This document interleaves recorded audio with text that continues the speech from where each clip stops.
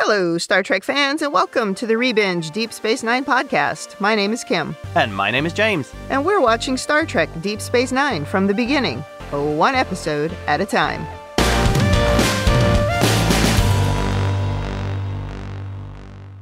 Welcome back to the podcast. Today we are on Season 6, Episode 9, Statistical Probabilities. This episode aired November 24th, 1997.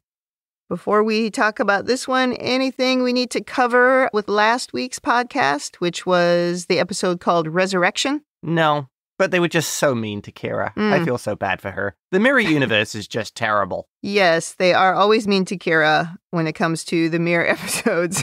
They should be torturing Miles. That is the tradition. Yeah, I agree. Although clubbing Kira, she would just be fun to hang out with. At least until you get on her bad side and she kills you. Yeah, if you're at the club and somebody spills a drink, she's just killing them. Oh, yeah, that's the end of it. Well, should we talk about this week's episode? Yes, I think we should. In the cold open, we open on a small group of people that we've not seen before, somewhere on the station, like in a cargo bay that's made up to be sort of a big dorm room. And we meet these four people, Patrick, Jack, Lauren, and Sarina. Jack is talking manically and jumping up on the furniture and speaking really quickly. He's complaining about a noise that we can't hear as viewers. Patrick is a little bit of an older guy, dressed a bit like a child, maybe, in a matching kind of onesie outfit. Yeah, he looks like he's in a romper suit. Sarina is just staring at a wall, not speaking to anyone. Lauren is lying on like a cot or a bed in the center of the room, supposedly because she's just overly sexual about everything. I'm not sure why she's constantly lying in the middle of everyone. I think because she's trying to portray Lauren Bacall. Interesting. And I think that's why she's called Lauren. She looks very much like Lauren Bacall, and the style of her lying in the chaise longue, there's some like old publicity shots of Lauren Bacall sort of posing like that. I see.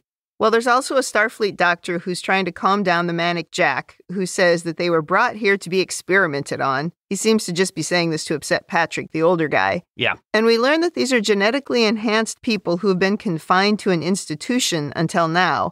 And the doctor brought them here to meet Dr. Bashir, who is, of course, also genetically enhanced. When Jack speaks, he makes like these little noises constantly to sort of fill in any quiet gaps between sentences or questions. Yeah, he's got like a verbal tick. Yes.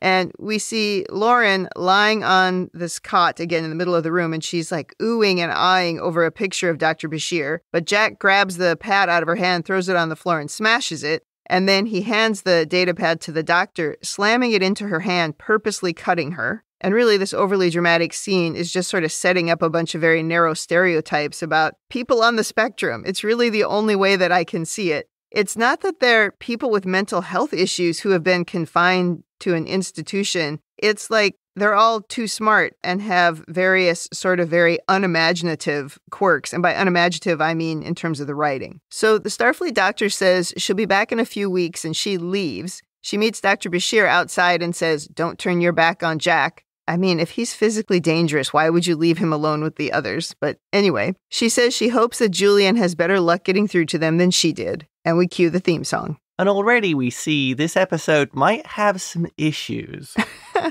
Oh, yeah, right out of the gate. I'm like, did we have to do this? Did we really need these ridiculously narrow stereotypes? I mean, what are we doing? Well, after the theme, Bashir enters the cargo bay, and they've turned off the lights for some reason. Jack continues to complain about the noise, and he just continues to be generally manic. Yes.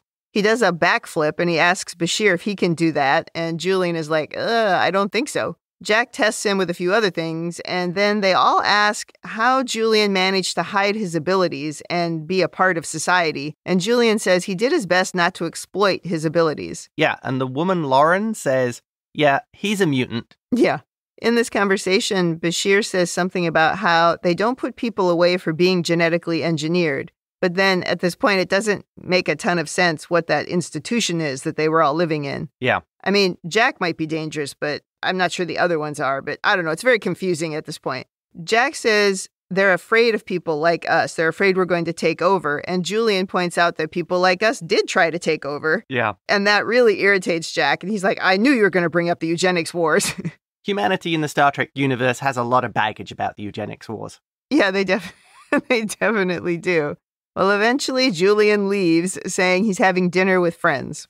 I thought it was interesting here that Lauren referred to him as a mutant, because after the Atomic Wars, there was a general called General Green, and he appears in the original series and is carried on. His storyline is enhanced a bit in Enterprise. And his policy was basically euthanizing anyone who had genetic damage from the wars. So they pretty much killed all the mutants. Interesting. Another thing I thought here is these people seem more just dysfunctional than enhanced. Now we're at dinner in the captain's quarters, and Bashir is inexplicably saying the line, "There, but for the grace of God go I." Maybe the worst line of this episode. Wow, that's something.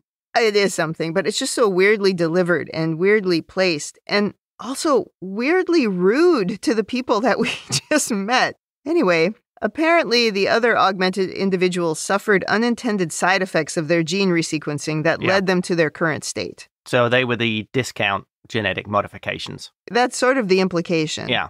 Although, if there's no money in that society, how did that work? Well, arguably, it would have been done outside the Federation. Yeah, something under the table had to happen. Yeah. Yeah, exactly. Okay. Well, naturally, Worf takes a hard line on why the DNA resequencing was outlawed in the first place. Oh, yeah. Nothing less than you would expect from Worf. Oh, completely. Bashir isn't sure it's fair to these people because they were just children. They didn't have a choice in the matter. I mean, it was the same with him. Yeah. I found him so whiny and irritating in this scene. Oh, he is, yes. Yeah. My note here says, this is the first instance of Julian just being whiny in this episode. Yeah, just the first, not the last. Yeah.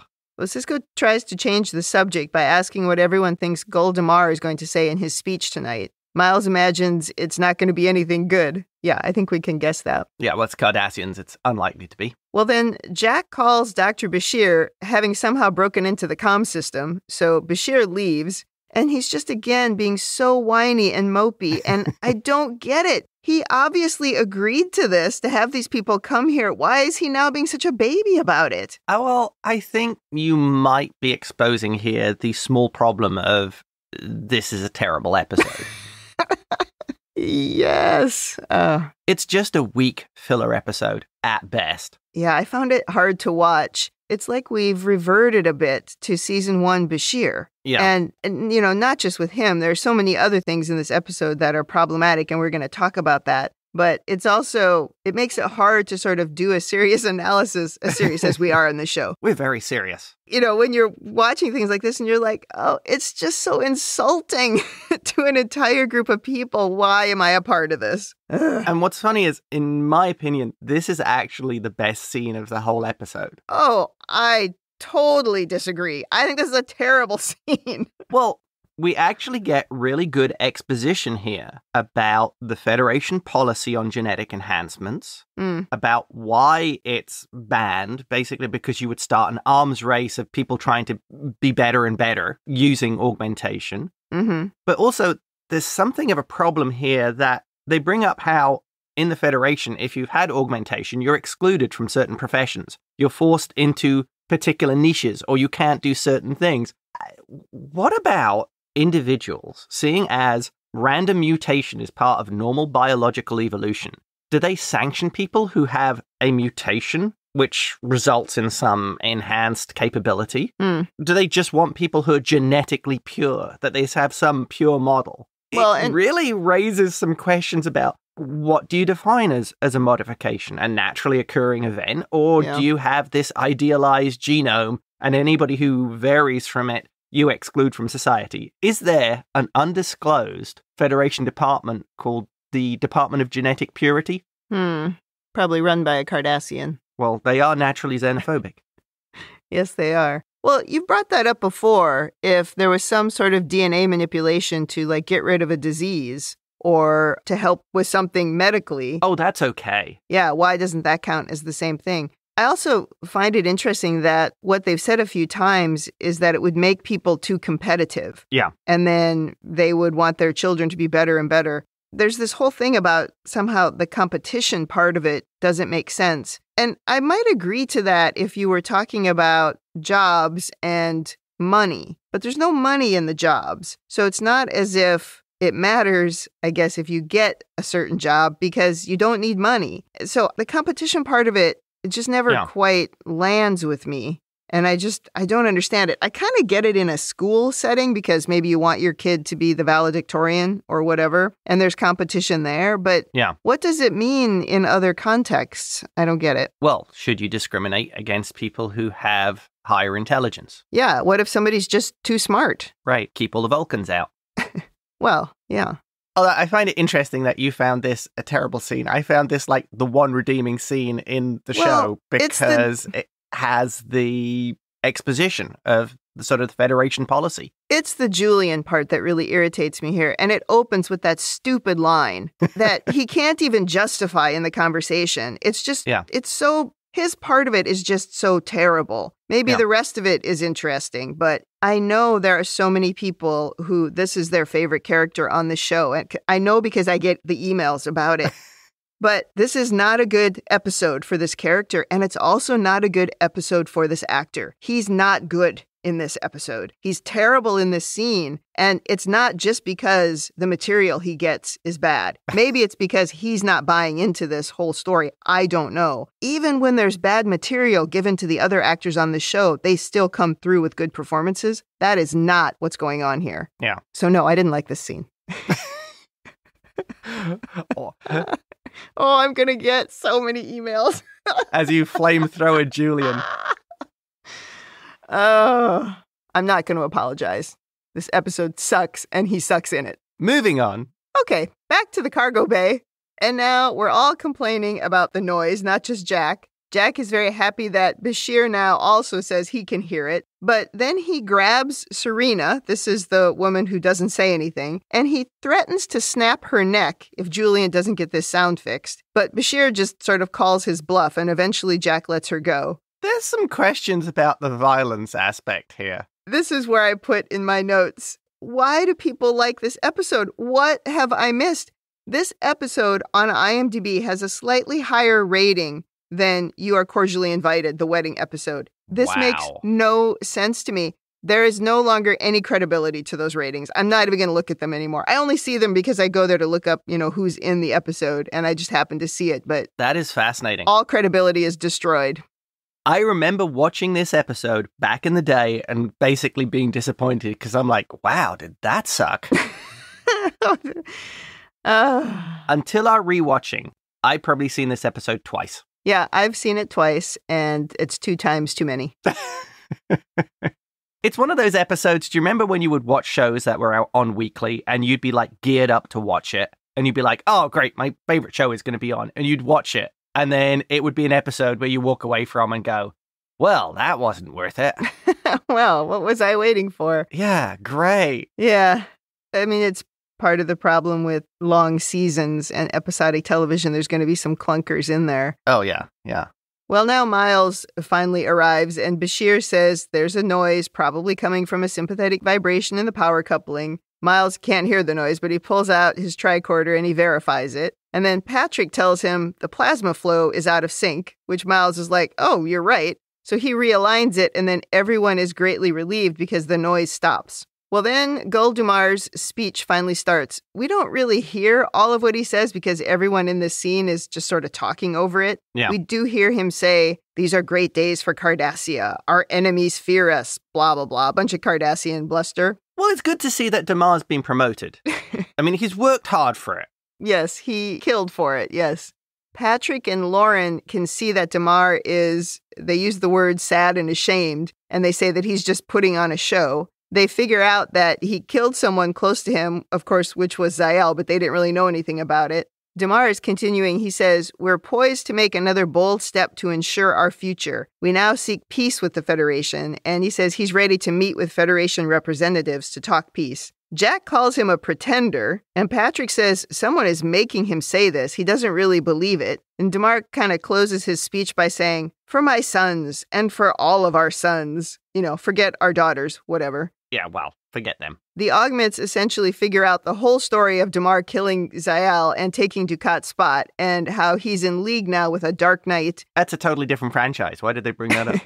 Yeah, right. Basically with someone he can't control, who we understand to be Weyoun. And so they show that they're very intuitive and they have a strong ability to pick up obscure clues just by watching a video. Now in Ops, Bashir is bragging about what the group figured out just from watching Damar's speech. He says they've been going through everything in the computer on Cardassia and the Dominion, but they're running out of material. Sisko comes out of his office saying Starfleet has agreed to talk to Damar, so he and Weyoun are coming to the station. Kira doesn't believe they really want peace, which I think is a good guess. Thank you, Kira. Once again, being the strategically smart one in the room. And just coincidentally, of course, the Dominion wants the negotiations recorded so everyone can see that they're serious about peace. I did like how Dax says to Sisko, well, now you have to be on your best behavior. Yeah, right. Now you can't be salty. He can't be salty, Sisko. No. So Bashir goes to tell the augments that they'll get to watch the peace talks, and they're very excited, except for Sarina, who, of course, just stares blankly ahead. I feel bad for the actress there. Yeah, she doesn't have much of a part in this episode. What is my part? You sort of stare blankly at the wall for the most time. And they've even sort of got her makeup to make her look really drawn, right? She's sort of ashen colored, and she's got dark rings under her eyes, and she looks terrible. So this is not exactly a prime guest spot. Well, Weyoun and Damar arrive at the station, and they follow in behind an armed Jem'Hadar, which I will never understand why we allow armed Jem'Hadar soldiers on the station. And you allow them to dock. You dock with the station, and then you detonate your warp core, and you've killed Sisko and the emissary and Kira and all the people who could actually hurt your plans. Yeah. And what does it matter? They're only solids, so anything you say to them is lies anyway. Yeah, totally. It just doesn't make any sense. Weyoun is his usual fake pleasant self to Kira. Do you think that's fake? He seemed genuinely happy to be there. It's a good question. I guess I look at it as fake because he can turn on a dime and not be pleasant. But does that necessarily mean that it's fake? I don't think so. He does seem to get genuinely excited about things and is happy to be a part of things. He's just also got a dark side. I wonder if that's his genetic programming, how they've made him. Maybe. That when things are going his way or when he's supposed to carry out this mission, it is genuine. He is happy. Yeah. And then if things deviate from the path, that's when he immediately goes dark. He's like engineered or programmed to act that way. And then it would seem really genuine. It would work if you were being this, happy, effusive, hello, Kira, it's good to see you again. We're all friends kind of thing. Yeah. If you actually believed that in the moment. And that was, like I said, the engineering of the Vorta. Okay. Well, meanwhile, Damar is his usual self as well, and he's rude to Kira, and he stomps away from her. Oh, he is on point. That is genuine, yeah. Yeah. Well, he'd like his forces back on Bajor again. Now we go back to the augments, and they are in a holographic recording of the peace talks, and they almost immediately figure out what Damar and Weyoun are up to. Jack has spent the morning learning Dominionese, which apparently is the language of the Dominion, and he's listening to the recording in native language mode, allowing him to pick up some clues about what Weyoun is saying, and Patrick is watching what Damar and Weyoun are doing with their eyes. And they determine that they want the Cabral system, and they aren't sure exactly why, apart from some valuable minerals there. Jack says this is a Dominion strategy to offer giving up something valuable to get something even more valuable in the long run. He says they're concerned with a long-term strategy, not short-term gain. I think that's true. We've picked that up from the founders, that they are very good at playing a long game. Yeah, well, because they live forever. Yeah. So that would make sense. And they're evil. Eventually, Bashir sees Sarina doing something quietly on a data pad, and he takes the pad. I mean, he doesn't rudely take it from her, but when she sets it down, he picks it up, and then he shows it to the others. Then in the next scene, Bashir is taking the findings that the augments had to Sisko, and it seems that the system that they want has a fungus that can be used to make Ketracel white. The augments, though, suggest that they allow the Dominion to have that system anyway, because if the supply runs out, they're going to be forced to attack. Interesting. And he says then there's going to be devastating casualties. This is where the story really starts to fall apart. Agreed. It doesn't make any sense. If the Federation knows about a system that can be the source for Ketracel White, send the entire fleet there, nuke that planet from orbit until it is ash. Mhm. Destroy everything on it. They're going to attack anyway. Yeah. If they're forced to attack with the Jem'Hadar suffering from withdrawal symptoms, we've already seen what happens. The Jem'Hadar aren't as good warriors. They can't cloak. Yep. They get twitchy. They make poor decisions. It's a win-win for you. Yeah. It wouldn't make any sense if, let them have the Ketracel White. They can build up their supplies. And then when they're ready, they can attack more easily. It doesn't make sense. No, I agree. Or maybe we ought to look at how can we help them get the Ketracel White, but somehow we control what it is that the Ketracel White does, like poisoning the supply or something. I mean, this is not something I would do against other humans, but that's not what the Jem'Hadar are. They're engineered soldiers who only live for a couple of years. So these are not people with lives. Well, you've already brought up, are these people really sentient? Yeah. Are they just effectively meat robots? Oh, wow. What a title. Well, the augments recommend stalling in this negotiation until the Romulans vote to abandon their non-aggression pact with the Dominion. Sisko now is holding like a whole bunch of data pads and he seems annoyed, but he lets Bashir explain his reasoning. And Bashir this is where he goes into this super condescending tone as he gives this speech here about nonlinear dynamics and how the further into the future the projections are, the more accurate they are. And obviously everything they're projecting is 100% correct. Yeah. It's exceedingly irritating. It's a really bad look for Bashir, yeah. Oh, yes, I completely agree, yes. He's not as bad in this scene as he is in an upcoming scene where he's just absolutely horrible to Sisko and completely ridiculous and full of himself. Another thing I want to bring up is when Jack learns the Dominion language, he says Weyoun uses like a passive voice. Yeah. And it allows him to determine exactly what Weyoun was really meaning. Weyoun is a diplomat. Why would he make rookie mistakes about language when Weyoun is genetically engineered for this role? Yeah. No, that's a good point. It didn't make sense. Weyoun would know how to negotiate, especially an experienced voter like him. Yeah. Now, Damar, yes, you could see him being completely over his head in this situation, but not Weyoun. Yeah, I totally agree. Well, let's look at what Damar really is. He's a first officer of a freighter who basically managed to drag along with Dukat until Dukat found a way of becoming the boss. Yes, and now he's just a puppet. Yeah, exactly. Yeah. Exactly. He is completely a Muppet. He's one of those Muppets that's actually even in the background that doesn't have a name. Now Julian is giving the augments champagne and saying Sisko is taking their analysis to Starfleet Command. And Lauren says something like, oh, all those admirals. This episode is so terrible. Has she seen these admirals? I mean, oh my God. One of the writers is just living out their Lauren Bacall fantasy here, I think. Maybe. Well, she finally gets up off of the sofa or the bed or whatever that is in the middle of the room for the first time in this episode. They could have given her a proper chaise longue. Oh, yes, they should have. Anyway, she gets up and does a waltz with Julian. And then Miles enters and the augments all kind of make fun of him for coming in with a fake reason because they say he's really missing his friend Julian. Honestly, I don't think Miles would do that. It's almost like it's just another way to insult Miles in this episode. And there's more of it coming. It was such a strange scene.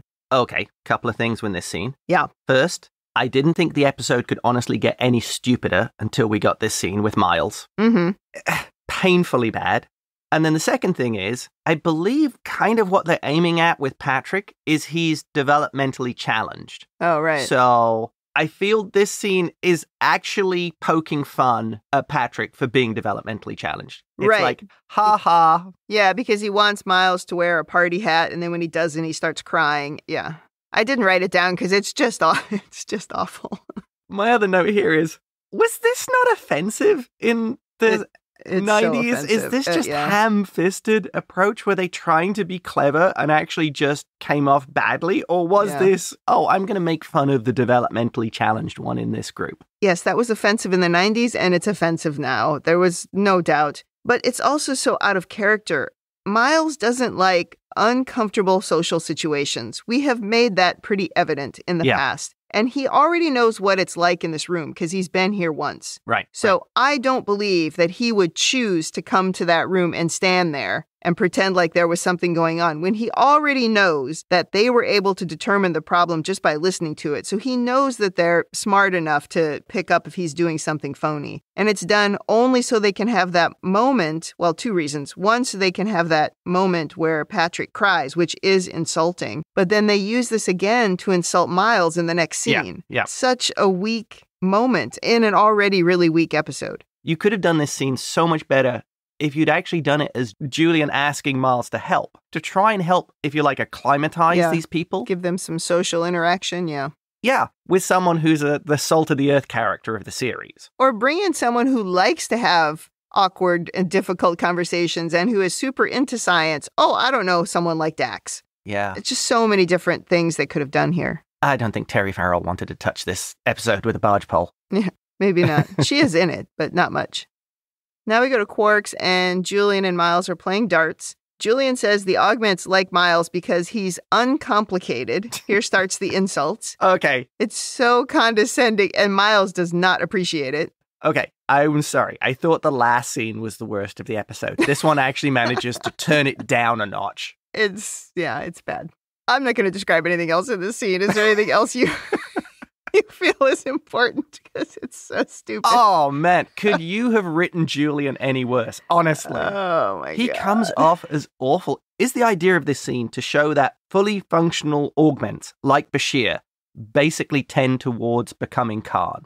You're all lesser than me. Yes, exactly. And if they're trying to do that, it makes Julian a terrible character. It means that Julian at any time is one step away from mine is superior. Yes, it means he's learned nothing in the 6 years that he's been here, even though we're supposed to believe that he has learned and evolved. Yes. And in other episodes with this character, he has evolved. The trouble I have with this scene is when you tie it back to him opening that scene that I really didn't like with saying, there before the grace of God go I. The reason that bugged me so much the second time I watched it was, but you didn't learn anything from this interaction. So why are you even saying that? It doesn't make any sense. If you really believed that you were lucky, that what happened to them didn't happen to you, then you should be behaving in a different way. But he's not. Instead, he's acting more like they are acting. Ay. Miles is his friend. Why would you be so insulting and condescending to Miles? Why would Miles continue to be his friend after this? I don't know.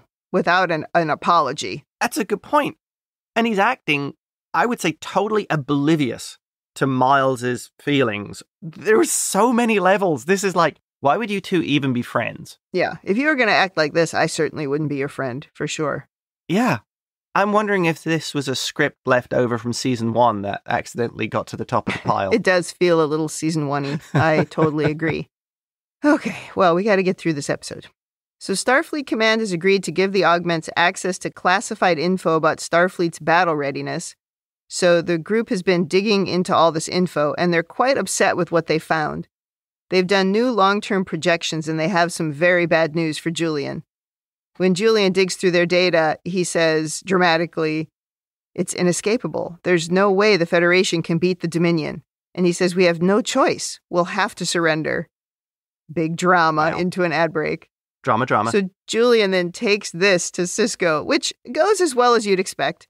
Julian says, we will lose the war no matter what, and there will be over 900 billion casualties. Either way, there'll be 5 generations of Dominion rule, but a rebellion will begin on Earth, and then in another generation, they'll finally conquer the Dominion, and a new federation will emerge. Sisko doesn't accept this. He says your entire argument is based on a series of statistical probabilities and assumptions. He says even if you knew exactly what was going to happen, Sisko's like, I'm not going to ask an entire generation of people to voluntarily give up their freedom. Yes. He says, I'm happy to listen to ideas of how to win the war, but I don't need advice on how to lose it. Now, that's the best line of the episode. That is the line of the episode, I will agree. He says, if we're going to lose, we're going to go down fighting. Gotta love Sisko. Then Bashir says, you're letting your pride get in the way, which is rich coming from him right now. And he makes another snarky comment, and he finally leaves. And then he mopes around the promenade for a bit before trying to talk to Miles and Quarks. He's like hoping to get Miles on his side now, but again, he's barking up the wrong tree. Oh, yeah. And he here again has a terrible attitude, like, maybe Miles, you're too dumb to understand the data. Like, do you need me to explain it to you? Well, he was the same with Cisco. Exactly, yes. Not a good look. And then he goes to the Dabo table and he just stands there whining about how gambling is a waste of time. And I don't know why Quark doesn't kick him out. He does say maybe he should leave. Well, Quark does kind of push him out of the way. He does. Well, but not until he loses and he rants his way out the door like a giant baby. Ugh. That series of scenes was just absolutely terrible. So, even though they're all these geniuses who can pretty much predict the future through their equations, I'm fairly sure they didn't guesstimate the part where Weyoun said, as Earth could be the center of resistance, they should start by euthanizing the whole planet. Which happened in episode 6, I believe, when they were discussing what to do after they'd won the war. It's difficult to start a revolution on a planet where everybody is dead. Yeah. This is what happens when you make decisions just based on data. Well, on your own genius. Yeah. So back in the cargo bay, Bashir tells the group that Starfleet rejected their proposal. Jack wants to take matters into his own hands, and he suggests they take Starfleet's battle plans and fleet deployments straight to the Dominion. And Lauren says, oh, this will reduce the casualties to only 2 billion people, and the war will be over in a couple of weeks. Julian protests, saying, we can't decide who lives and who dies. We're not gods. He says this is the exact thinking that makes people fear us. But of course, Jack doesn't care. Also think the attitude makes people fear you. Well, yes. It's certainly not like you. Bashir says he's not committing treason, so Jack just punches him in the face and knocks him out. And then Lauren asks, okay, how do we contact the Dominion? Now we go to Damar and Weyoun, and Damar is complaining about being forced to call for peace. Do you think Damar knows what they're up to in trying to get this system for the Ketracel White? Oh, no. Not a clue. Yeah, that's what I was thinking. This was another scene I liked because I think it really underlines who is in charge here. Weyoun puts him in his place, also uses the phrase saying, no one is irreplaceable. And you can clearly see Damar is very much out of his depth. He's not Gul Dukat. He can't push back against Weyoun. And he can be bullied, which I think is kind of the whole point. I mean, it's what we've seen with Damar with Dukat. Dukat bullied him around and was petty to him and made him do demeaning things. Yeah. Damar doesn't have any of the tools that Dukat had. Yeah. But yeah, this is a funny scene, though, between the two of them. Yeah, it brings out the real puppet. Well, Weyoun does say that Damar is as replaceable as Dukat, so he's not really terribly interested in what Damar is whining about. Oh, no. And then Weyoun says he's received an interesting message from someone claiming to have info that could be beneficial to them, but he doesn't know who it's from or what the info is. Down in the cargo bay, Bashir now comes to, but he's tied up in a chair. Sarina is the only one still in the room. Bashir asks her to untie him, but she doesn't do anything. So then he takes a different tactic and he plays on her feelings for Jack and says if she doesn't help him, they'll all be arrested and she'll never see Jack again. This seems to get her attention. It's hard not to just be absolutely furious at this scene. It's just such reductive garbage about women. It's so annoying. Anyway, now we see Jack, Lauren, and Patrick walking through corridors with a data pad. And then they're surprised to run into Julian, and their plan is quashed before it gets very far. Yeah. We go to a quiet storage bay now, somewhere on the station. Damar and Weyoun are waiting for their secret meeting. Weyoun thinks it's very exciting, of course. See what I mean? Yes, Weyoun, and that is likes genuine. This stuff. Yeah. He definitely does. But Damar complains that he's not a spy in the Obsidian Order. He's the head of the Cardassian Empire, and these shenanigans are just beneath him. And Weyoun is like, don't let it go to your head. You serve only at the Dominion's pleasure. Don't you think Damar is a complete, this isn't my job. This isn't my job description. Yes, and he's also the person who is like, oh, I've been promoted to this job, so clearly I really am a genius, and I do deserve this job. No, dude, you're the biggest puppet. Isn't anybody going to ask the question why the biggest threat to the Federation right now are just allowed to wander around the station into a cargo bay? With nobody watching them. Unescorted. Yeah, exactly. Odo isn't even a picture on the wall. Oh my gosh. Well, eventually they are surprised when Odo is the one who arrives instead of the person who sent the message. And he says, they're not coming. And then he laughs when Damar plays dumb and Weyoun pretends, oh, we must have gotten lost. Well, again, Weyoun does seem very happy to see Odo. Oh, yes. He does his little bow and things and is quite happy to see him. Yes. Well, apparently now, completely inexplicably, Sisko has decided not to press charges against the augments. Instead, they're all going back to the Institute. Jack and Lauren are upset that now 900 billion people are going to die because of Julian. And Julian says the equations didn't factor everything in. It just took one person to derail the plan and change the course of history. So he says, maybe things aren't going to turn out the way we thought. Duh. Jeez, Julian. Now Julian is pouting and quarks when Miles joins him. Miles understands how hard this all was on Julian. Oh my God. How about how hard this was on everybody else on the station? Around Julian. Oh my God. Bashir says, we thought we were so smart. It's my fault. I shouldn't have let things go so far, but I really wanted to prove they could contribute. It really is your fault. Yeah, completely. Miles says, they did contribute. We've become far too complacent about the Dominion. We've driven them back, but we haven't beaten them. I guess he means that the augments helped to make them re-examine the reality of the war. Yeah. I think that's what he means. He doesn't say that. Yeah, that's what I took. Miles says, all we can do is give it our best shot. Well, then Julian goes to play Dabo again. And he says, sometimes when the rules are stacked against you, you have to take a chance. And then everyone shouts Dabo, and Julian wins a big stack of Latinum. And Miles calls to say the augments refuse to board their transport without Julian coming to see them. So he goes to see them, just so that Lauren can give him a big goodbye kiss. Oy, just another dumb thing in this episode. Like I said, the writers fulfilling their Lauren Bacall fantasy. I think it's so much worse than that. And I'm going to talk about that. I have no doubts. Julian thanks Sarina, who actually smiles at him in this scene, which I have to say is out of character and doesn't make a lot of sense. And then Jack asks if they come up with a way to beat the Dominion, will Julian listen? And Julian says there's nothing he'd like better. This makes Jack happy, and they all beam away, with Lauren still lying down in the middle of the room. It's so dumb. The end. Thankfully. Thank God. Ugh. All right. Do you have overanalysis? Shockingly, I do have some overanalysis for this episode. Okay.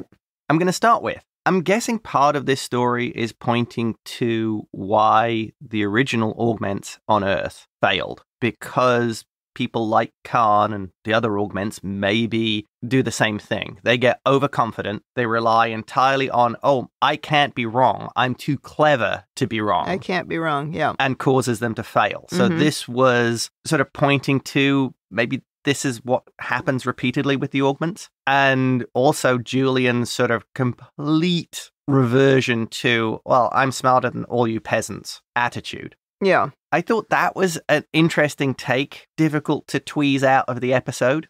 Oh, I think there's a lot of really good ideas that went into this story. Yeah. It's just executed so terribly. Yeah. So yeah, that's a very good point. And we've talked about that before. The overconfidence in characters like Khan has been their undoing. So yeah, I think that's an example of something here that makes sense. Next thing. Yeah. Why would Starfleet give their most secret details to this group of individuals who have no background or security and are unstable? I know it, right? Yeah. They have no clearance. You wouldn't... Oh, my gosh. Yeah. Right. It seems completely out of left field. Agreed. It's just another, oh, really? Part of this episode. Yeah. Mm-hmm. Next thing. Why would you be talking to the Dominion? They are insane supremacists who believe all you solids should just die. Where is your peace treaty with them? It would just mean, well, the Dominion are just going to hang around until they build up enough forces and then they'll continue their war because you're just solids. Yeah. Nothing we say is truthful because you're nothing. Well, I can see it as a delay tactic only. Yeah. You wouldn't believe anything they would say. Right. Kira is the only one who seems to know what's going on. As usual. I would expect Sisko at least to be pushing back against this, but I guess we didn't see that. Maybe he was showing good leadership by not disagreeing with Starfleet in front of the troops. He didn't look super excited about the prospect of having the negotiation. And also maybe the fact that they just have him do it on his own is a sign that they don't really think this is anything. They just want to see what is it that they're going to ask for. Yeah, they don't send any kind of stuffed shirt admiral out there who'd probably surrender to the Dominion anyway. Right. And I think my final point, the problems with their in-depth analysis, their so-called ability to predict the future by just using equations. Yeah. What about the butterfly effect? The further you get away from the reality of the situation, the more variables are going to come in. It's going to become a mess as soon as you start extrapolating out too far. Yeah. And they seem to have this idea that they can just use the math and figure it out. Yeah. which I thought was an interesting concept. And they seem completely resistant to the idea that it could be wrong. When, at the end of the day, how well do your equations work when you've already been helped by a godlike race who live in a wormhole outside linear time? Doesn't that mess up your plans a bit? Well, that was actually my one overanalysis point, is that, does anybody know about what went on with the wormhole aliens or the prophets? Did Sisko tell anyone? Because him as an individual, but then also, yes, these things that live outside of time, you cannot factor those into your equations. Right. And obviously they didn't. Yes, the Dominion conquer almost all the Alpha Quadrant, and then the wormhole aliens decide, yeah, we're going to go back in time and destroy the Founders so they never existed. Because time's not linear for them. The Founders just appeared for as far as they're concerned. Yeah. It fails on so many levels. Although I guess from their perspective, that kind of thing, they would just look at it like, no, this like a religion thing. That's not real. Right. Even though it is real and it happened. Yeah. Yeah. I guess this falls under one of those situations where it's, oh, this bit of the equation's bad. We just wave our hand and pretend it's not there. Yeah. What could possibly go wrong? And that wraps up the surprising amount of overanalysis I had for this episode.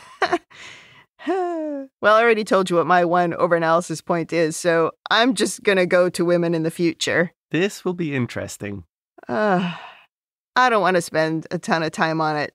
I guess I don't want to spend a ton of time and energy on something that's terrible. But all of the portrayals here of the augmented individuals are such narrow stereotypes of people on the spectrum. Oh, God, yeah. But the women, to me, of course, because I feel this so much more personally, are the worst. One of the two is over-sexualized because, again, on this show, at least in the early seasons, if there's something wrong with a woman or a woman who is not, in double quotes, normal, we make her like this to make a point about normal women being frigid. It is so annoying, and I want to swear really badly about how annoying it is.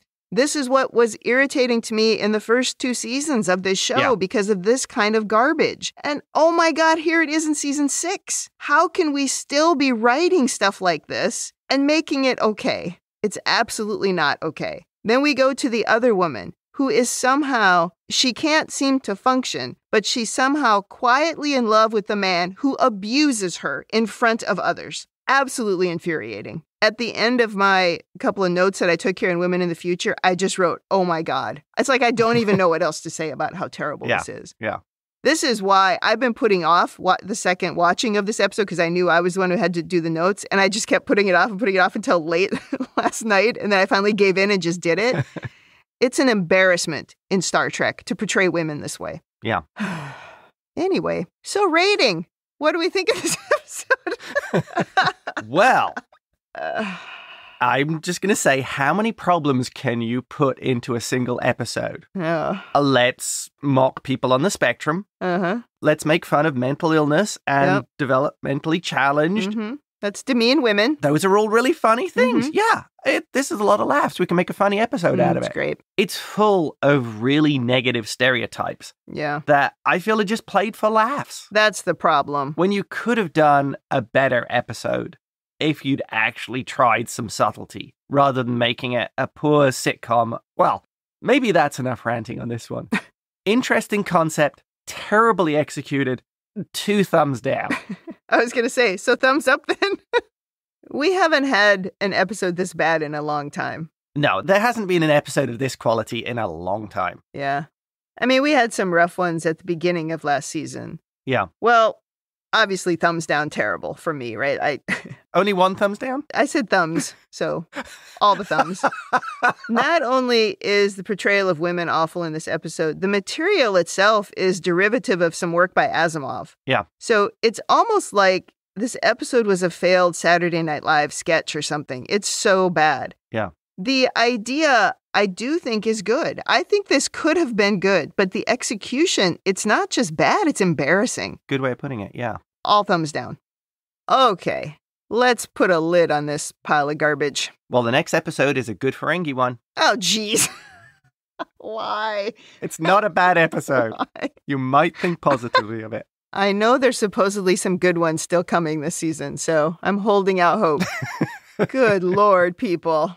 Okay, let's wrap up Season 6, Episode 9. Come back next week for hopefully something better in Episode 10. In the meantime, if you'd like to send us your own overanalysis of this or any episode, or if you just want to say something nice, you can email us at rebingeit@gmail.com, or you can tweet us at rebingeit. We're also on Instagram and YouTube at rebingeit. You can check us out on talkthroughmedia.com, where you can listen to the other podcasts in our network. And you can also support our Patreon, patreon.com/Star Trek TTM, which supports all of the podcasts on the Talk Through Media network. Thanks for joining us on the Rebinge Deep Space Nine podcast.